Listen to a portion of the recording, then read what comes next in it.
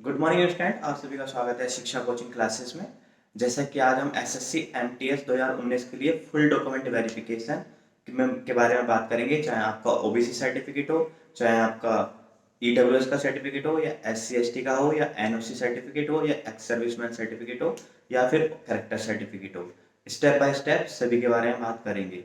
तो वीडियो को बिल्कुल भी स्किप मत करिएगा, कंप्लीट वीडियो देखिएगा। आपको सीजीओ कॉम्प्लेक्स तक, जहाँ पे आप जाकर के डॉक्यूमेंट वेरिफिकेशन होना है, वहाँ तक की पूरी डिटेल मिलेगी और क्या क्या डॉक्यूमेंट वेरिफिकेशन हो सकता होगा या होगा, आपको जिनका रिजेक्शन हो सकता है, या फिर कौन से स्टूडेंट का डॉक्यूमेंट्स इनकम्प्लीट होने के बाद भी हो जाएगा। तो वो सारे देख लें कि किस तरीके से उनको क्या करना है, या फिर जिनके डॉक्यूमेंट्स नहीं है अभी भी, उनके लिए तो ये वीडियो बहुत ही ज़्यादा जरूरी है, वो जरूर देखें। तो सबसे पहले तो बात करते हैं, एसएससी एमटीएस की वैकेंसी 10th बेस पर आती है। इसके लिए मिनिमम क्वालिफिकेशन 10th क्लास चाहिए होती है। तो सभी स्टूडेंट को पता होगा कि 10th की मार्कशीट, जैसा कि स्टेट बोर्ड में पहले क्या होता था कि आपकी जो मार्कशीट है और जो सर्टिफिकेट है, दोनों ही अलग अलग आते थे। कुछ टाइम से आना बंद हो गए हैं, मर्ज हो गए हैं, एक ही में आते हैं, यानी 10th की मार्कशीट और सर्टिफिकेट एक ही में कंबाइंड होकर आते हैं, जैसे कि सीबीएसई में आते हैं। हालांकि स्टेट बोर्ड में भी कंबाइंड होकर के आने लगे हैं। तो यानी कि आप सनत और जो पहले मार्कशीट जिसको बोलते थे, तो वो अब एक ही में कंबाइंड होकर आ रहे हैं। जो यानी कि पुराने स्टूडेंट हैं, जिन्होंने जिनका एज ग्रुप 18 से 27 रहा होगा, तो मे भी किसी कोई एक आध दो स्टूडेंट हो, या जिनका एज रिलैक्सेशन लेकर के कर रहे होंगे, तो उनके डॉक्यूमेंट्स पुराने होंगे। तो वे सभी स्टूडेंट्स क्या करेंगे, अपनी 10th की मार्कशीट के साथ साथ अपना सनत भी लेकर के जाएंगे, जिसमें उनका डीओ भी मेंशन होगा, माता पिता का नाम मेंशन होगा। तो अपनी मार्कशीट और सर्टिफिकेट दोनों कंपलसरी है ले जाने। ये तो आपका चाहिए ही चाहिए, अगर जो नहीं लेके जाएगा वो वैसे ही डिस्क्वालीफाई हो जाएगा, रिजेक्ट हो जाएगा। ठीक है, नेक्स्ट बात करते हैं। आप जो ये लेकर के जाएंगे, प्लस जिस किसी ने इसमें ग्रेजुएशन भी भर रखा होगा, तो यानी कि वो ऑप्शनल है। आप अगर चाहते हैं वो ले जाना तो ले जाएं, कोई जरूरी नहीं है। बट मेरा कहना यह है कि आप सभी लेकर के जाएं, क्योंकि प्रमोशन के समय पर आपके डॉक्यूमेंट्स ये सारे वेरीफाई हो जाते हैं, तो वहाँ पर आपको विभाग से फिर दोबारा आपको विभाग में सबमिट नहीं करने पड़ते कि मैंने 12th किया हुआ है, मैंने ग्रेजुएशन किया है, मैंने ये हायर क्वालिफिकेशन की हुई है। तो वो सारे आपको सबमिट नहीं करने पड़ते। तो आपने जहाँ तक फिल किया है फॉर्म फिल करते हुए, जब आपने फॉर्म फिल किया हो, आपने 12th फिल किया हो या उसमें कुछ भी फिल किया हो, मिनिमम रिक्वायरमेंट तो 10th ही, 10th तो कंपलसरी है ही है, बाकी का आपका ऑप्शनल है।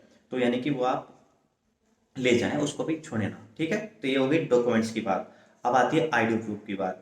आईडी प्रूफ को लेकर के मैं बता दूं आप सभी स्टूडेंट्स को कि आईडी प्रूफ आपके दो होने चाहिए। हालांकि एक ही चाहिए, पर आप आईडी प्रूफ दो लेकर के जाएं। एक आपका आधार कार्ड, एक आपका वोटर आईडी। अगर वोटर आईडी नहीं है तो आपके पास ड्राइविंग लाइसेंस होगा, ड्राइविंग लाइसेंस भी नहीं है तो पैन कार्ड होगा, अगर पैन कार्ड भी नहीं है तो आपके पास Aadhaar card, PAN card, voter ID, driving licence, ये चार होते हैं, चार में से कोई दो होने चाहिए। तो वो दो होंगे ही होंगे, बाकी इनके अलावा और कोई आईडी प्रूफ नहीं चलेगा। हालांकि उसमें मेंशन किया होगा और में भी हो सकता है, तो वो जब आपका डीबी के लिए आएगा तो उसमें मेंशन होगा। समझ गए, आपका आधार कार्ड सभी के पास होता है, वोटर आईडी भी सभी के पास होता है, तो ये दो लेकर के चले जाएं। अगर नहीं है तो ड्राइविंग लाइसेंस साथ में रख लें, कोई दो आईडी प्रूफ ओरिजिनल। ठीक है स्टूडेंट्स, बात ये हो गई। अब बात आगे करते हैं फोटोग्राफ। आपके कलर फोटोग्राफ रिसेंट के खींचे होने चाहिए। भले ही आप अभी खिंचा के रख लें, मतलब 10-15 दिन का डिफरेंस चल जाता है, कोई प्रॉब्लम नहीं है। तो 6 कलर फोटोग्राफ आप लेकर के जाएंगे। हालांकि उसमें 2-3 की जरूरत पड़ेगी, आप 6 लेकर के जाएं। 6 फोटोग्राफ लेकर के जाएंगे। अब सेकंड बात कर लेते हैं कास्ट सर्टिफिकेट की। कास्ट सर्टिफिकेट में सबसे पहले मैं एस सी एस टी को बता दूं कि जो जो भी student S C S T से बिलोंग करते हैं, वे सभी, आप सभी जानते होंगे कि एस सी एस टी का जो कास्ट सर्टिफिकेट है वो लाइफ टाइम के लिए होता है। ठीक है स्टूडेंट, पहले टाइम पे क्या होता था कि सर्टिफिकेट जनरली तहसील में बन जाया करते थे, तो जाते थे वहाँ पर, जनरली भरवाया और उसमें एक नंबर क्रमांक होता था, बाकी ऐसे ही हाथ से बना देते थे। बट आज के दौर में डिजिटल बन रहे हैं, तो किसी का ज़्यादा पुराना है तो कोई बात नहीं, उसको रीन्यू करा के नया बना लो, डिजिटली रूप से बना लो। हालांकि किसी का पुराना है वो भी कोई इशू नहीं है, वो भी चल जाएगा। पर यह है कि नया बनवा लेंगे तो डिजिटली रूप से जो वेरिफिकेशन है वो इजीली हो जाती है, क्योंकि आपके डॉक्यूमेंट वेरीफाई होते ही होते हैं।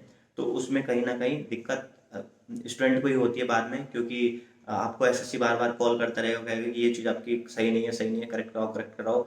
तो फिर आपको फिर भी बनवाना ही पड़ेगा। तो इससे है कि आप पहले ही बनवा लें, हालांकि उनको निकाला नहीं जाएगा, वो उस चीज़ को समझें कि डिजिटली बनवा के रख लें। जिसके पास ऑलरेडी पुराना है वो भी ठीक है, मतलब ज़्यादा पुराना 1-2 साल पुराना है तब तो कोई प्रॉब्लम नहीं, डिजिटली जिसके पास है। पहले पहले पर पहले टाइम पर ऐसे बन जाते थे, अगर मैं 4-5 साल पहले की बात करूँ तो वही चीज़ मैं आपको बता रहा हूँ। आपकी ये रही एस सी एस टी के लिए। अब SC ST का जो सर्टिफिकेट है आपका पहले स्टेट वाला होगा, जहाँ भी जिस भी स्टेट से आप बिलोंग करते हैं, भले ही आप यूपी से हो, उत्तराखंड से हो, मध्य प्रदेश, राजस्थान, कहीं भी स्टेट के बेस पे आपका सेंट्रल गवर्नमेंट का बनेगा, तो सेंट्रल गवर्नमेंट का ही आपका चलेगा, ठीक है। और फॉर्मेट की कोई प्रॉब्लम नहीं है, अगर किसी का फॉर्मेट SSC वाला नहीं है या RRB वाला फॉर्मेट, जैसा कई बार रेलवे देता है कि इसी फॉर्मेट चाहिए, कोई फर्क नहीं पड़ता उससे, आपके पास आपके डॉक्यूमेंट्स होने चाहिए, कंप्लीट होने चाहिए। तो फॉर्मेट अगर वो बनवा रहे हो SSC वाला तो वो भी ठीक है, ओके है, बट ऐसा नहीं है कि जिसका स्टेट वाले फॉर्मेट पर भी आपका सेंट्रल वाला फॉर्मेट बना हुआ है उससे कोई प्रॉब्लम नहीं आती है, कोई इसका इशू नहीं है। लोग बात डराते हैं कि इसी फॉर्मेट में होना चाहिए, ऐसी कोई बात नहीं है, ठीक है स्टूडेंट्स, ये क्लियर हो गया। आपका पहले स्टेट का बना होगा, उसी के बेस पर आपका सेंट्रल का बना होगा। अब बात आती है किसी के SC ST वालों के डॉक्यूमेंट्स बने हुए नहीं होंगे या फिर अब जाके बनवा रहे होंगे, तो क्रूशियल डेट का उनका चक्कर आ जी, कोई फर्क नहीं पड़ता, बस आप अपने डॉक्यूमेंट्स बनवा लीजिए। क्रूशियल डेट लोग बार डरा रखा है, हवा बना रखा है, आपकी क्रूशियल डेट भले ही आपके डॉक्यूमेंट्स पहले के होने चाहिए, ठीक है, आयोग इस पर शक्ति दिखाता है, बट जो जैसा कि अगर किसी के डॉक्यूमेंट्स नहीं बने हैं या फिर मान लिया डेट अगर सडन कोई एग्जाम आ जाता है, मैं अगर एक वैसे मान लूँ कि एक 12th पास किया हुआ बच्चा जिसके डॉक्यूमेंट्स अभी तक नहीं बने हुए थे और फॉर्म आ गया SSC CHSL के या आपके MTS के, उसने फॉर्म फिल कर दिया, उसका अभी तक का डॉक्यूमेंट नहीं बना था कास्ट का, तो क्या उसका सिलेक्शन नहीं होगा? डेफिनेटली होगा, बाद में तो बनवा लिया ना उसने।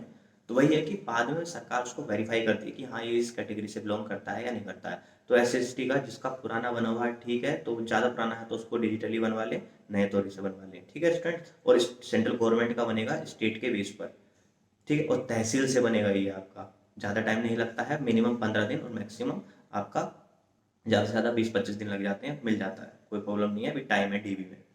ये रहा।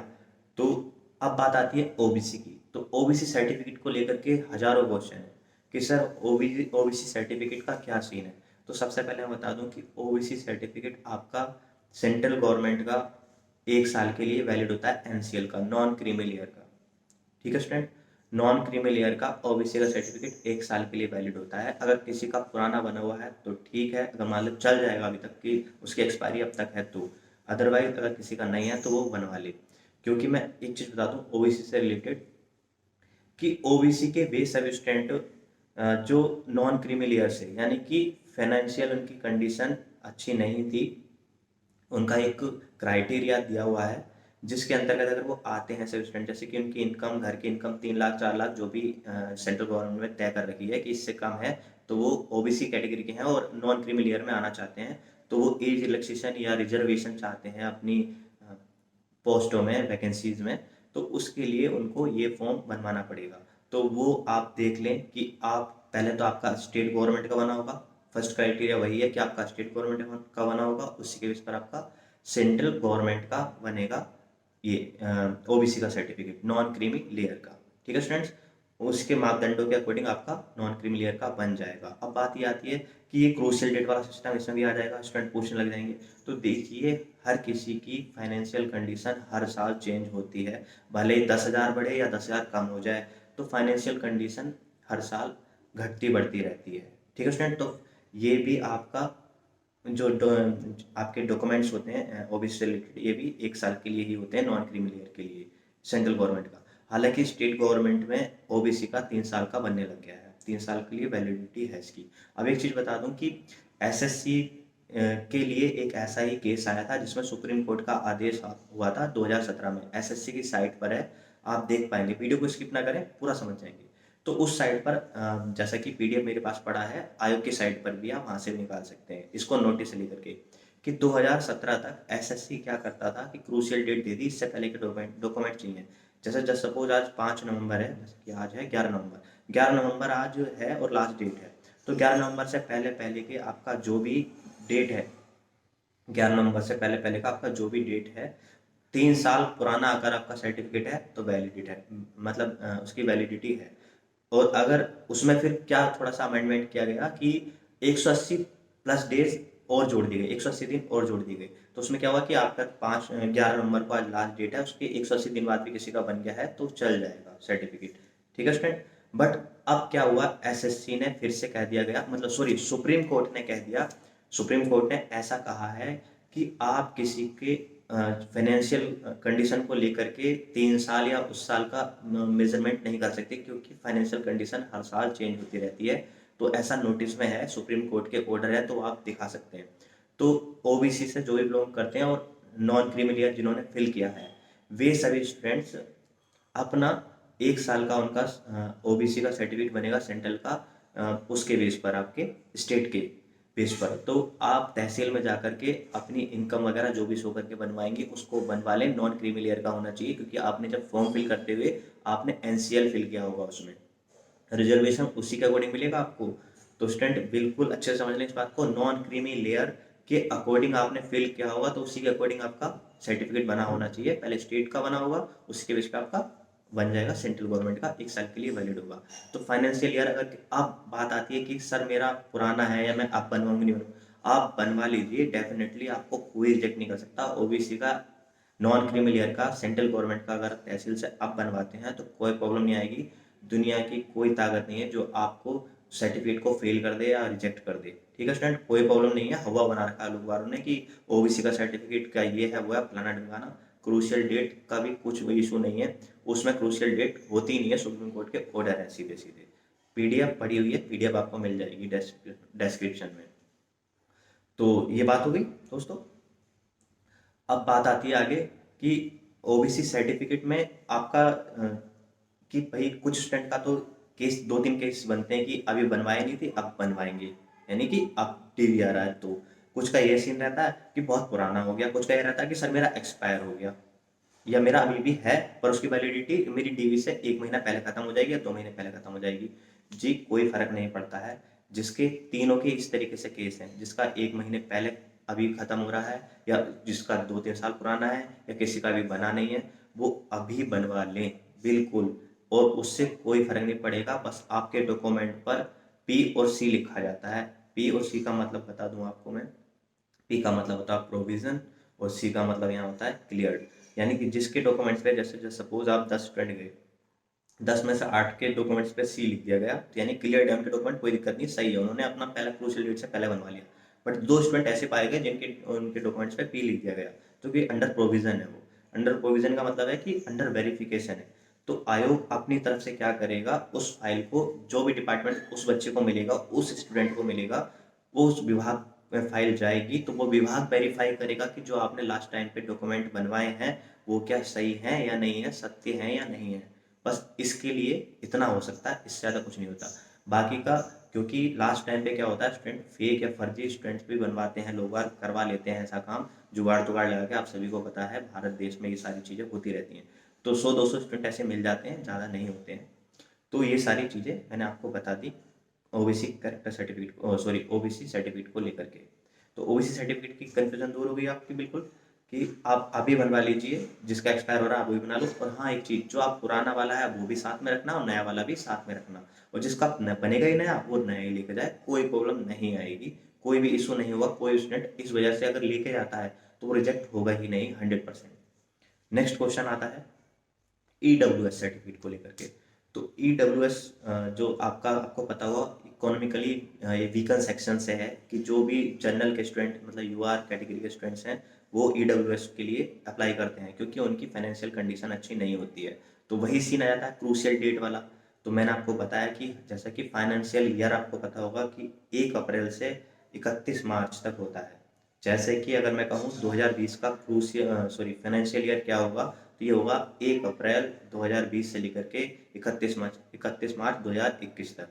ऐसे ही जब आपका क्रूशियल डेट कह दिया है पर ईडब्ल्यूएस के लिए, तो स्टूडेंट आप मुझे बताइए, अगर वैकेंसी 2-3 साल पुरानी हो जाएगी तो उस समय कला करके दिखा करके क्या फायदा होगा। इससे कोई फर्क नहीं पड़ता है। सुप्रीम कोर्ट के आदेश हैं कि फाइनेंशियल ईयर के अकॉर्डिंग ही आपको अपने डॉक्यूमेंट्स बनवाने होंगे। ऐसा नहीं है कि क्योंकि फाइनेंशियल कंडीशन हर साल चेंज होती रहती है, तो इससे कोई फर्क नहीं पड़ेगा। आपके डॉक्यूमेंट पे फिर से वही लिखा जाएगा पी और सी। पी और सी मैंने आपको जैसे बता दिया, सी से क्लियर, पी से प्रोविजन। अंडर प्रोविजन रहेंगे तो बाद में वेरीफाई हो जाएगा कि आपने डॉक्यूमेंट फेक तो नहीं बनवाए हैं, जो विभाग करवाएगा। भले आपको डिफेंस मिनिस्ट्री मिले, होम मिनिस्ट्री मिले, कम्युनिकेशन मिनिस्ट्री मिले, या फिर आपको अलग से फॉरेंसिक मिनिस्ट्री मिले, कुछ भी हो सकता है, ठीक है। तो वो आपको वेरीफाई करवाएगा। तो ईडब्ल्यूएस सर्टिफिकेट जिसका नहीं बना है वो जिसका बना रखा है क्रूशियल डेट से पहले इट्स ओके, बट जिसका नहीं बना है वो अभी अप्लाई करे, बनवा ले। अब बात आती है कहाँ से बनवाएं। तो ईडब्ल्यूएस का सर्टिफिकेट ये आपका एसडीओ बनाता है, सब डिविजनल ऑफिसर, जो आपके क्षेत्र का है, जहाँ पे आपकी रेजिडेंसी है वहाँ आसपास का एक एसडीओ होता है, वो इस प्रमाण पत्र को, सर्टिफिकेट को बनाता है। वो वेरीफाई करता है कि आप इकोनॉमिकली वीक हैं, इस सेक्शन के अंडर आपका ये सर्टिफिकेट बन जाएगा। एसडीओ इक्विवेलेंट होना चाहिए या एसडीओ होना चाहिए, वही बनाएगा और कोई नहीं बना सकता है। तहसीलदार चलेगा, एसडीएम चलेगा, डीएम चलेगा, एडीएम चलेगा, मतलब डिस्ट्रिक्ट मजिस्ट्रेट, मजिस्ट्रेट, एसडीएम, और आपका आरओ रैंक का तहसीलदार, और आपका तहसीलदार और आपका एसडीओ, सब डिविजनल ऑफिसर, इससे कम नहीं होनी चाहिए रैंक। सही है स्टूडेंट। ईडब्ल्यूएस सर्टिफिकेट ये बनेगा। ईडब्ल्यूएस सर्टिफिकेट के लिए भी एसएससी ने मेमोरेंडम दे रखा है, आप उसको देख सकते हैं, उसको रीड कर सकते हैं। ठीक है स्टूडेंट, कोई प्रॉब्लम नहीं है। ईडब्ल्यूएस सर्टिफिकेट अगर किसी का नहीं बना है तो वो, अगर जिसका क्रूशियल डेट से पहले बन गया ठीक है, बट अगर किसी का अब बन रहा है तो उसको रिजेक्ट नहीं किया जाएगा, आप बनवा लें बस।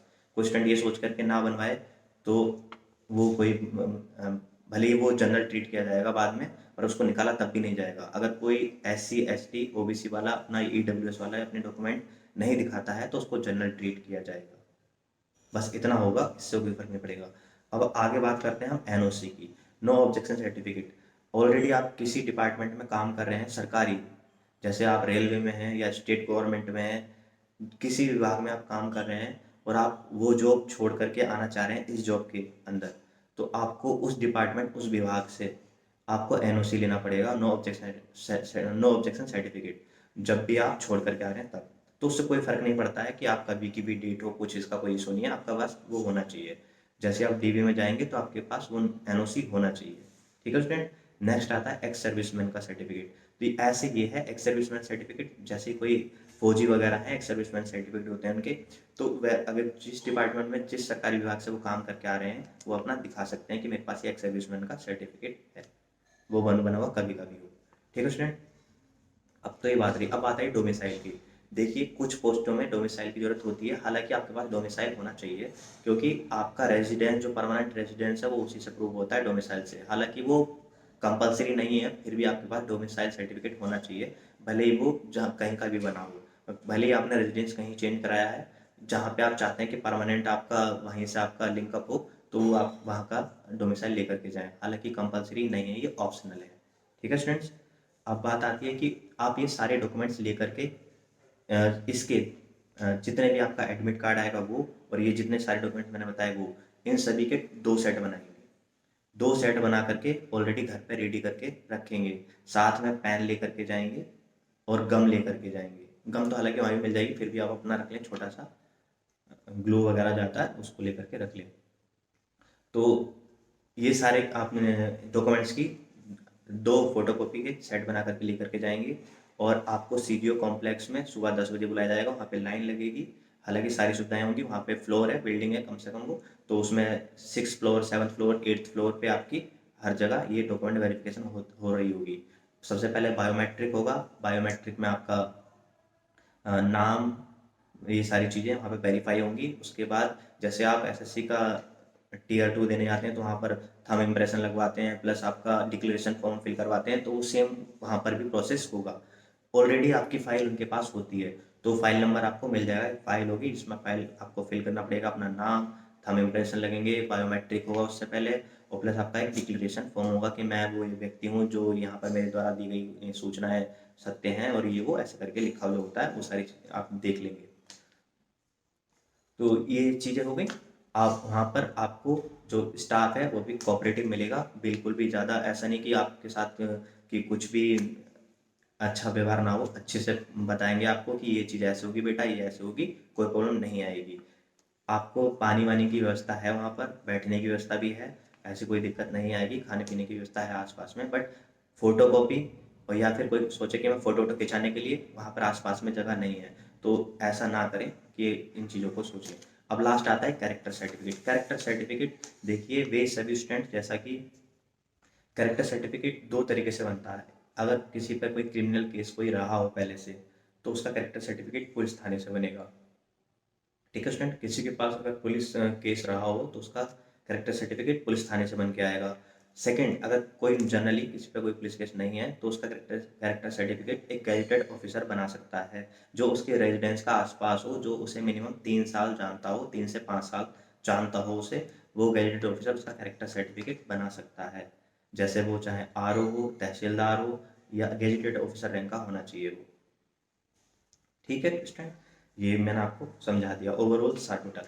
अब बस बात ये आती है कि आप वहाँ पर जा करके बिल्कुल भी पैनिक ना हो, क्योंकि वो क्वेश्चन पुट अप कर लेते हैं, कुछ ऐसा वैसा इंटरव्यू नहीं होता, जनरली पूछ लेते हैं कि कोई स्टूडेंट पैनिक कर जाता है, जिससे कि पता लग जाता है कि फेक है या फर्जी है, किस टाइप से, फॉल्स है, ये कैसा है, तो वो सारी चीज़ें उससे पता लग जाती है। इसके अलावा कोई फ़र्क नहीं पड़ता है स्टूडेंट की स्टूडेंट वहाँ पर एकदम अच्छा स्टाफ मिलेगा और कोई प्रॉब्लम नहीं आती है। अब बात आती है कि रिजेक्ट की, तो इसमें आपके डॉक्यूमेंट्स अगर किसी के पास हैं, स्टूडेंट के पास, तो वो रिजेक्ट नहीं होता है, आपको वो निकाल नहीं सकते, बस आपके डॉक्यूमेंट्स पे पी और सी लिखते हैं। इससे ज़्यादा, और रिजेक्ट केवल वही होते हैं जो डॉक्यूमेंट्स नहीं लेके जाते हैं, या फिर उनके डॉक्यूमेंट्स इनकम्प्लीट होते हैं या फिर फेक होते हैं, वो पकड़ में आ जाते हैं तुरंत।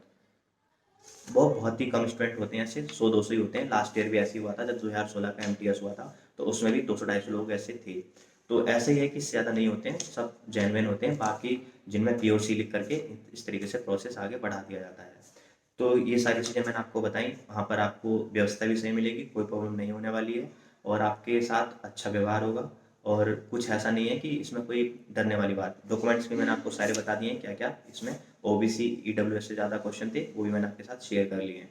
अभी भी कोई क्वेश्चन रह गया है तो आप मुझे कमेंट करके पूछ सकते हैं, और इतनी ज़्यादा मेहनत की है तो यार एक लाइक तो बनता ही है, और ये वीडियो शेयर कर दो अपने दोस्तों को, और चैनल को सब्सक्राइब कर लो। ऐसी अपडेट आपको मिलते रहेंगे एसएससी के रिगार्डिंग, चाहे वो सीएचएसएल हो या सीजीएल हो या स्टेनो हो। तो बस वीडियो में इतना ही। जय हिंद, जय भारत।